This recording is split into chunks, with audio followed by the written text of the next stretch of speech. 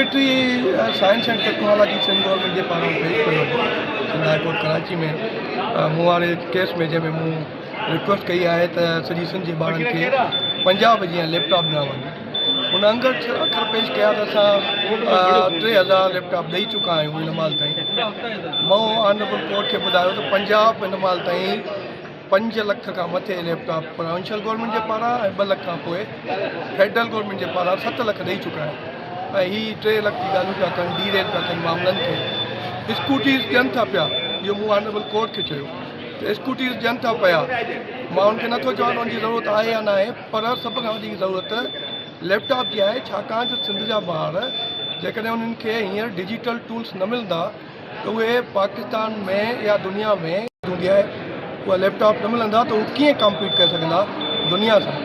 So secretary science and technology court खे चयो त असुल में इहो मुंहिंजी लेवल खां मथे जी ॻाल्हि आहे ऐं प्रपोज़ल रखंदासीं असां कैबिनेट में। त हिते मूं अर्ज़ु कयो त साईं सेक्रेटरी साइंस एंड टेक्नोलॉजी त रिस्पॉन्डेंट नंबर 5 आहे।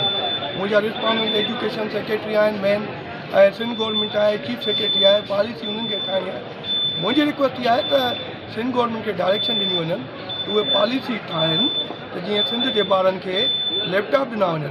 जीअं सेक्रेटरी साइंस चवे थो त असां मुख़्तलिफ़ यूनिवर्सिटियुनि में उन 3 यूनिवर्सिटियुनि जा नाला खयां जेके पोजीशन होल्डर उन्हनि खे ॾींदा आहियूं। पर मूं चयो साईं पोजीशन होल्डर खे इनाम मिलंदा आहिनि, असांखे इनामनि जी ज़रूरत खां अलावा बि हटी करे जेका ज़रूरत आहे सिंध जे ॿारनि जी ऐं उहा ज़रूरतूं पूरियूं कयूं वञनि।